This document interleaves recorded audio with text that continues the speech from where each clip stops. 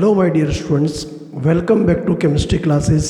Class 12th chemistry plus NEET plus JEE के segment में मैं श्रवण कुमार एक बार फिर से सभी बच्चों का वेलकम करता हूं। बच्चों आज हमारा chapter number 2 solution and colligative properties का लेक्चर नंबर 27 है। ओके, तो आपको याद होगा कि हमारा जो लास्ट लेक्चर हुआ था लेक्चर नंबर 26, उसमें लेक्चर के लास्ट में हमने एक बहुत ही इम्पोर्टेंट टॉपिक स्टार्ट किया था और टॉपिक का नाम था abnormal colligative properties. Okay, introduction के बेस पर मैंने आपको एक्सप्लेन किया था कि what is the meaning of abnormal colligative properties. Okay, देखिए जैसा हमने वहाँ पर समझाया था कि कोलिगेटिव प्रॉपर्टीज़ हम लोग उन्हें बोलते हैं जो सोल्यूट के नंबर ऑफ पार्टिकल्स पर डिपेंड करती है, ना कि साइज़ पर। साइज़ पर डिपेंड नहीं करती, केवल नंबर ऑफ पार्टिकल्स पर डिपेंड करती है। और अगर नंबर ऑफ पार्टिकल्स पर डिपेंड करती है तो उसका मतलब ये होगा कि अगर पार्टिकल्स का नंबर किसी वजह से बढ़ेगा तो तब भी कोलिगेटिव प्रॉपर्टीज़ अफेक्टेड होंगी, और पार्टिकल्स का नंबर अगर किसी वजह से डिक्रीज़ होगा, घटेगा, तब भी कोलिगेटिव प्रॉपर्टीज़ अफेक्टेड होंगी। वैसे कोलिगेटिव प्रॉपर्टीज़ कितनी होती हैं? 4 होती हैं, हमने आपके सामने डिस्कस कर रखा है already. Number 1 lowering in vapour pressure, number 2 elevation in boiling point, number 4 depression in freezing point, and number 4 osmotic pressure.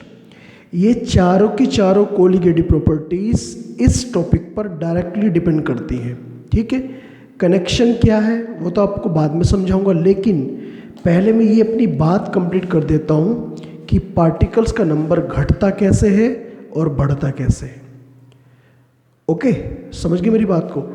तो जहाँ पर हमने अपना लास्ट लेक्चर कंप्लीट किया था, हम लोग अपनी बात को वहीं से शुरू कर देते हैं। ठीक है, हमने लास्ट लेक्चर में जो लास्ट पॉइंट आपको लिखवाया था वो लिखवाया था एसोसिएशन और डिसोसिएशन, कि पार्टिकल जब एक पार्टिकल टूटकर 2 या 2 से ज़्यादा में कन्वर्ट हो जाता है उसे तो हम लोग बोलते हैं डिसोसिएशन। और जब 2 या 2 से ज़्यादा पार्टिकल आपस में कंबाइन कर जाते हैं, आपस में कोलैबोरेट कर लेते हैं और 2 या 2 से ज़्यादा मिलकर एक बना लेते हैं, तो उसे हम लोग बोलते हैं एसोसिएशन। तो यहाँ पर 2 फिनोमेना होते हैं, एसोसिएशन एंड डिसोसिएशन, तो उन्हें ही मुझे आज शुरू करना है। तो क्या कहा मैंने वहाँ पर? ये पॉइंट मैं यहाँ पर नोट के फॉर्म में लिखवाने जा रहा हूँ। तो लिखेंगे आप लोग, क्या लिखेंगे?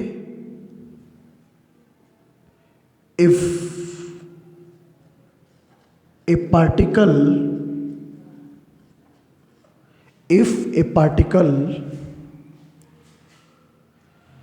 is split into 2 or more particles, 2 और मोर पार्टिकल्स, या फिर हम लोग इन्हें कभी कभी सब पार्टिकल्स भी बोल सकते हैं, मतलब छोटे पार्टिकल्स। ठीक है, 2 और मोर पार्टिकल्स और सब particles, it is called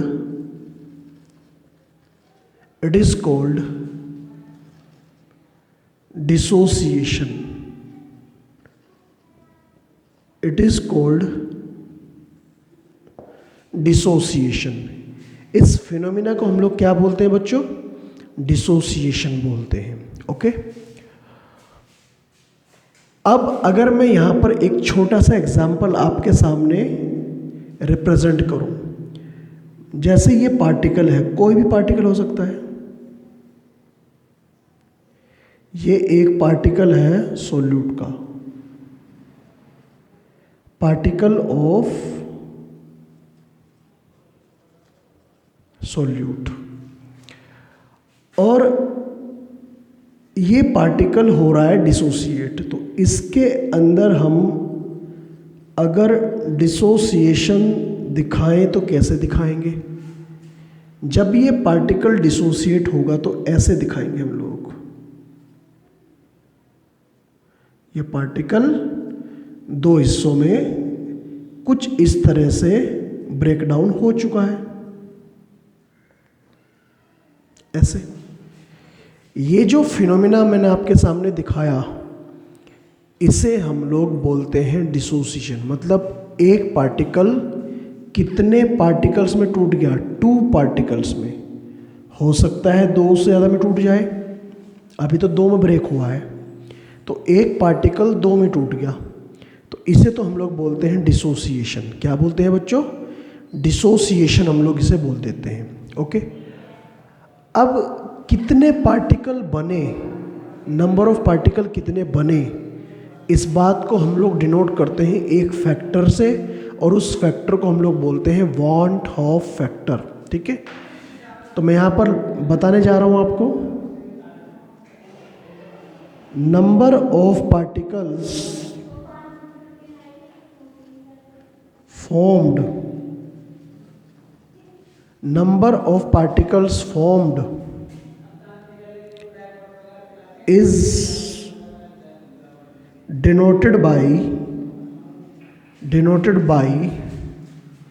a factor,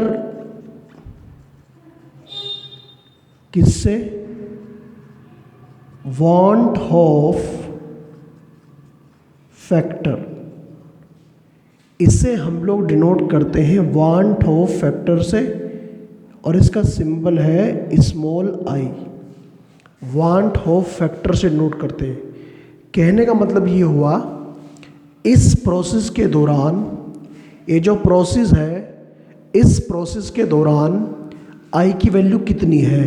यहाँ पर आई की वैल्यू का जितने पार्टिकल बने कितनी है? 2।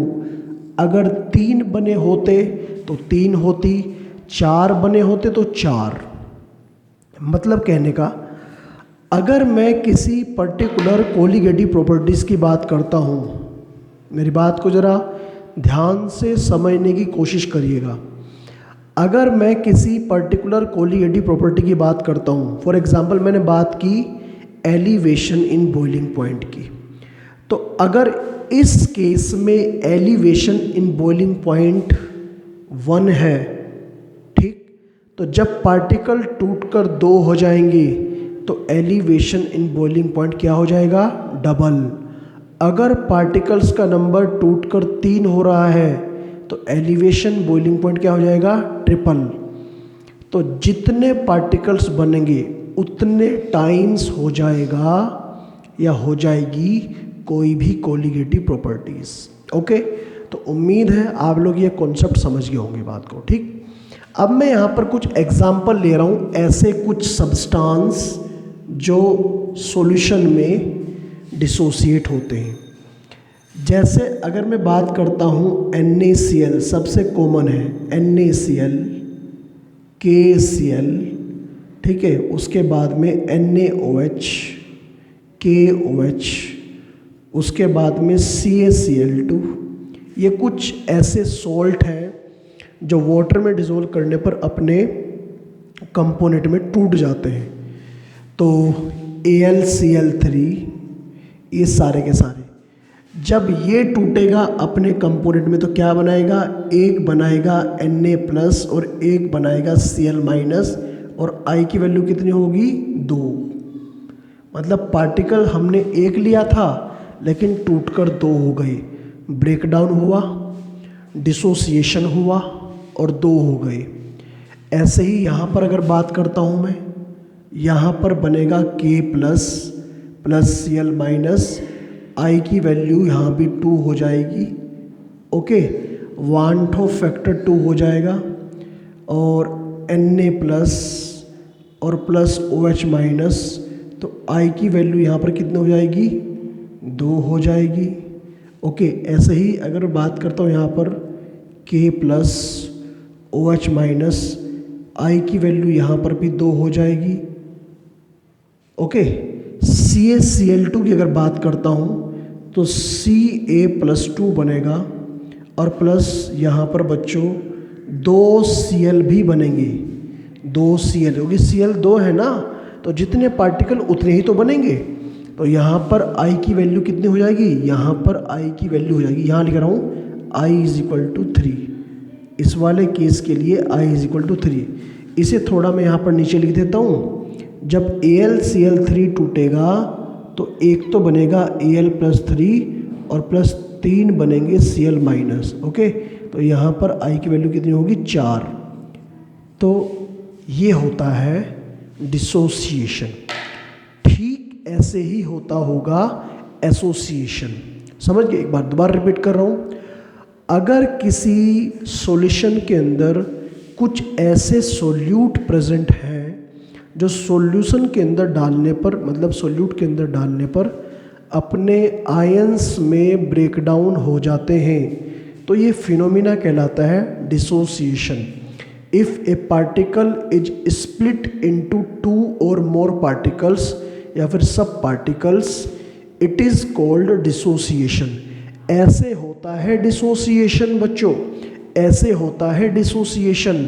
ये एक सोल्यूट पार्टिकल है, ये 2 में टूट गया। Number of particles formed is denoted by A factor. कितने पार्टिकल बने उसे हम लोग एक फैक्टर से डिनोट करते हैं और उस फैक्टर को कहा जाता है want of factor, want of factor. ठीक है, तो इस केस में, ये जो ऊपर वाला केस है, इस केस में I की वैल्यू कितनी है, 2 है ना। अगर 3 पार्टिकल बनते तो कितनी होती, 3, 4 बनते तो 4, 5 बनते तो 5, जैसे हमने यहाँ पर एग्जाम्पल के तौर पर दिखा दिया है। ओके, इसे हम लोग बोलते हैं डिसोसिएशन। ओके, अब मैं आपके सामने सेकंड पॉइंट में एक्सप्लेन करूँगा what is the meaning of association. क्या होगा, एसोसिएशन। आप लोग वीडियो स्टॉप करके इसे नोट करिए, फिर हम लोग आगे बढ़ते हैं बच्चों।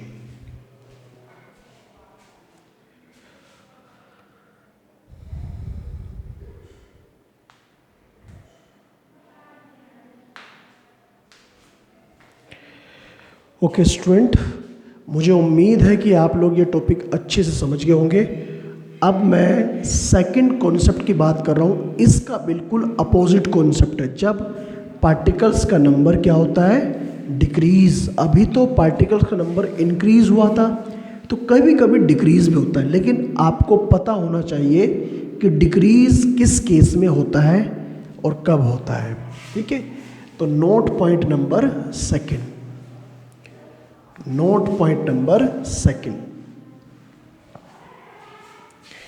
तो पॉइंट नंबर 2 क्या है हमारा, पॉइंट नंबर 2 ये है,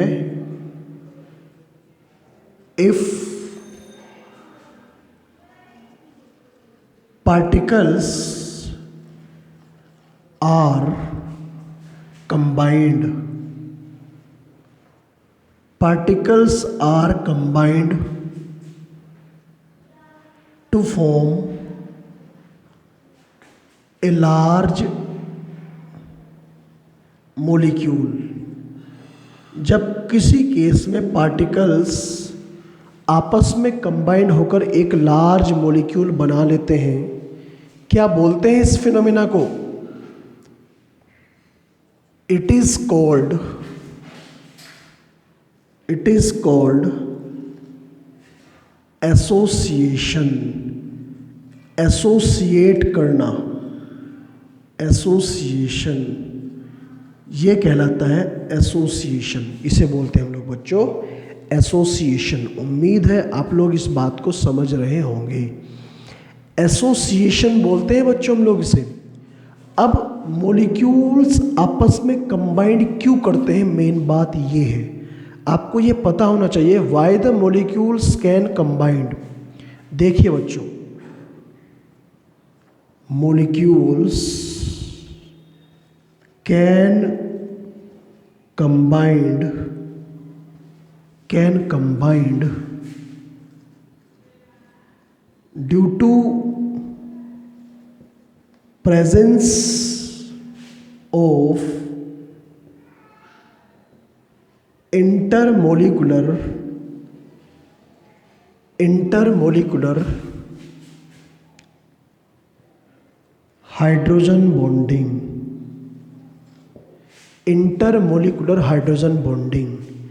इंटरमोलिकुलर हाइड्रोजन बॉन्डिंग होने के कारण मॉलिक्यूल आपस में कंबाइन करते हैं। जैसे एग्जांपल देखो, जैसे एग्जांपल कि ये दो मॉलिक्यूल लिए हमने ये, और इन मॉलिक्यूल में कुछ स्पेशल टाइप की बॉन्डिंग हुई। अभी यहाँ पर हमारे पास कितने मॉलिक्यूल्स हैं? अभी हमारे पास यहाँ पर दो मॉलिक्यूल्स हैं। ये दो मॉलिक्यूल्स हमने लिए, इनमें कोलैबोरेशन हुआ, ये मिले आपस में और इन्होंने मिलकर एक लार्ज मॉलिक्यूल तैयार कर लिया। मतलब कहने का मतलब यही है कि एक तरह से डिसोसिएशन का अपोजिट प्रोसेस है। इनमें आपस में बॉन्डिंग हुई, ये एक दूसरे को अट्रैक्ट करना शुरू कर दिया इन्होंने और मिलकर एक हो गई, वन मॉलिक्यूल बन गया। यहाँ पर अगर मैं कहूँ आपको कि बताइए कितना होगा वान हॉफ फैक्टर। वान हॉफ फैक्टर का मतलब क्या होता है कि पहले के रेस्पेक्ट में कितना, तो यहाँ पर वान हॉफ फैक्टर हो जाएगा 1/2। एक्चुअली वान हॉफ फैक्टर फाइंड आउट करने के, वान हॉफ फैक्टर कैलकुलेट करने के हमारे पास में 3 तरीके हैं। अब वो जो 3 तरीके हैं हम लोग उन्हें भी डिस्कस करेंगे 1 by 1, लेकिन पहले तो बस आप लोग इतना समझ लीजिएगा कि वान हॉफ फैक्टर निकालते कैसे हैं। वान हॉफ फैक्टर निकालने का तरीका है कि वैसे तो 3 तरीके हैं, लेकिन हम लोग कैसे करते हैं फाइंड आउट इन जनरल। जैसे हमारे पास में 2 पार्टिकल्स थे और 2 पार्टिकल्स टूटे, ब्रेकडाउन हुआ, ब्रेकडाउन होकर उन्होंने बना लिए 2 से 10। मेरी बात को ज़रा ध्यान से सुनिए। मेरे पास में 2 पार्टिकल्स हैं, ये 2 पार्टिकल हैं और ये आपस में टूटे, ब्रेकडाउन हुआ, डिसोसिएशन हुआ और 2 से 10 बन गए। तो आई की वैल्यू होगी final number of particles upon initial number of particles, मतलब 10/2 मतलब 5। आई की वैल्यू 5 होगी। डिसोसिएशन में हमेशा आई की वैल्यू 1 से बड़ी होती है, एसोसिएशन में उल्टा हो जाता है। फॉर्मूला तो वही है, after before, after upon before, मतलब आफ्टर द एसोसिएशन कितने हैं 1, बिफोर द एसोसिएशन कितने हैं 2, तो 1/2 ऐसे करके होता है। जब आई फाइंड आउट करने के फॉर्मूले आपको सिखाएंगे तब बताएंगे बात आपको, ठीक है। ये मैं कह रहा हूँ हाइड्रोजन बॉन्डिंग कैसे डिपेंड करती है इन चीज़ों पर, मेन बात ये है हाइड्रोजन बॉन्डिंग कैसे करती है अफेक्ट। जैसे आपको पता है हाइड्रोजन बॉन्डिंग कहाँ मिलती है, जब हाइड्रोजन एटम इन तीनों एटम में से किसी एक एटम के साथ में कनेक्ट होगा। कौन कौन से? नाइट्रोजन, ऑक्सीजन और फ्लोरीन, इनमें से किसी एक के साथ भी कनेक्ट हो जाएगा तो वहाँ पर एग्जिस्ट करेगी hydrogen bonding. Okay student, hydrogen bonding यहाँ पर मिलेगी तो यहाँ पर H बॉन्डिंग एग्जिस्ट कर जाएगी। और जब H बॉन्डिंग कहीं पर एग्जिस्ट करती है तो मॉलिक्यूल की टेंडेंसी होती है, मॉलिक्यूल की आदत होती है आपस में एक दूसरे को अट्रैक्ट करने की, अट्रैक्शन होगा। जैसे पहला एग्जाम्पल है कि कभी कभी 2 मॉलिक्यूल एसिटिक एसिड के आपस में कंबाइन कर जाते हैं और ये बना लेते हैं CH3COOH का होल ट्वाइस। पहले 2 थे और कितने हो गए 1 मोल, ठीक है। तो जब सॉल्यूशन एसिटिक एसिड का होगा तो वहाँ पर क्या होगा, एसोसिएशन ना कि डिसोसिएशन। ऐसो ही दूसरा एग्जाम्पल इसका हो सकता है C6H5COOH, benzoic acid. Benzoic acid में भी यही फिनोमिना होता है, C6H5COOH का होल ट्वाइस। यहाँ पर 2 मोल थे और ये रह गया 1 मोल। ठीक है। वैसे जो डिसोसिएशन है वो सबसे कॉमन होता है, एसोसिएशन बहुत ही रेयर केस में एग्जिस्ट करता है। फिर भी हमने आपके सामने समझा दिया।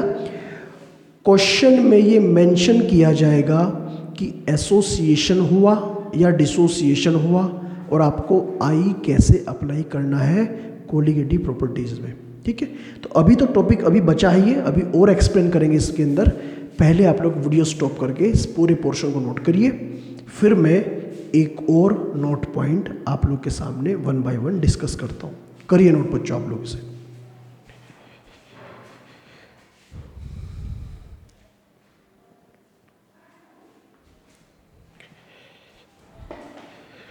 ओके स्टूडेंट, तो उम्मीद है यहाँ तक का टॉपिक आप लोग अच्छे से समझ गए होंगे। और अब मैं आप लोग के सामने एक फाइनल नोट पॉइंट लिख रहा हूँ और फिर हम लोग ये चेक करेंगे how will we calculate i. Van't Hoff factor हम लोग कैसे फाइंड आउट करते हैं। ठीक है। नोट पॉइंट नंबर 3 है। Note point number 3 next point है, मतलब जो भी कहने का है। देखिए पॉइंट ये है इसके अंदर,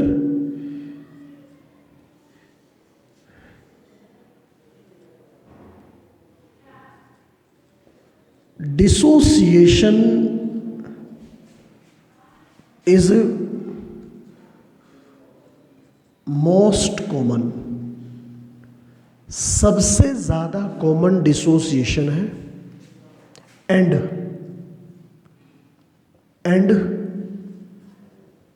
association is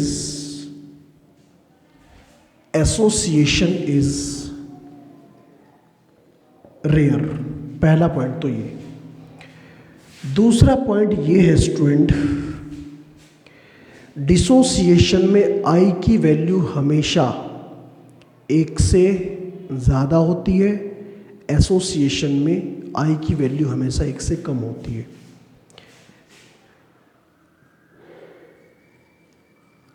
in case of dissociation I is always greater than 1। आई की वैल्यू हमेशा 1 से ज़्यादा होती है, क्योंकि पार्टिकल का नंबर इंक्रीज हो रहा है ना। और इन केस ऑफ एसोसिएशन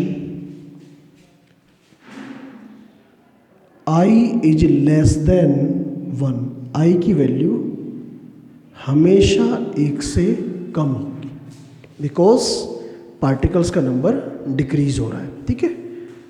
मतलब कहने का ये कह सकते हैं आई जो है, आई डायरेक्टली प्रोपोर्शनल टू होता है नंबर ऑफ पार्टिकल्स।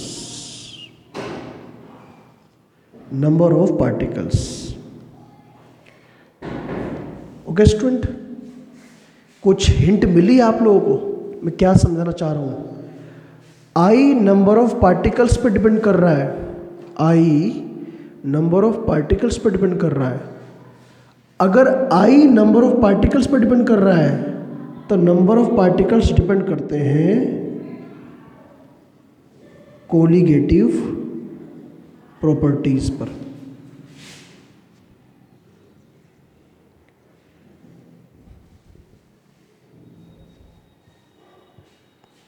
ठीक है। याद है आपको कि कोलिगेटिव प्रॉपर्टीज हम लोग उन्हें बोलते हैं जो नंबर ऑफ पार्टिकल्स पर डिपेंड कर रही है।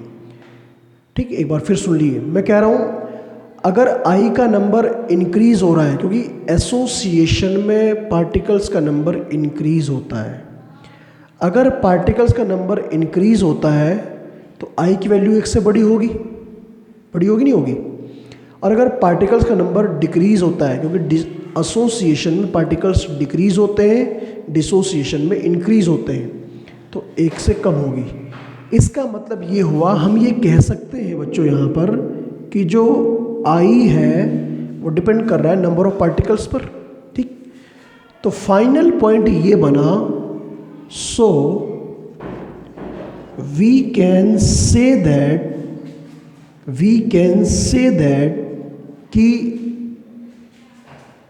Colligative properties directly proportional to होती है आई के वांट ऑफ फैक्टर के। समझ गए स्टूडेंट? अब ये जो कोरिलेशन है कि आई कोलिगेटिव प्रॉपर्टीज पर कैसे डिपेंड करता है, ये तो बात की बात है, लेकिन उससे पहले कोलिगेटिव प्रॉपर्टीज को हम लोग कैलकुलेट कैसे करते हैं, फाइंड आउट कैसे करते हैं, अलग अलग मेथड है। आई फाइंड आउट करने के हमारे पास में 3 मेथड है। ठीक है, तो पहले उन्हें पढ़ेंगे और उसके बाद में आई को कोलिगेटिव प्रॉपर्टी के साथ में कोरिलेट कैसे करेंगे, फॉर्मूले में कहाँ रखेंगे हम लोग उसे, अपॉन में या डायरेक्ट। वैसे तो पता लग गया होगा आप लोग। ठीक है, तो इस पोर्शन को भी आप लोग वीडियो स्टॉप करके अच्छे से नोट करिए, फिर हम लोग आगे बढ़ते हैं बच्चों।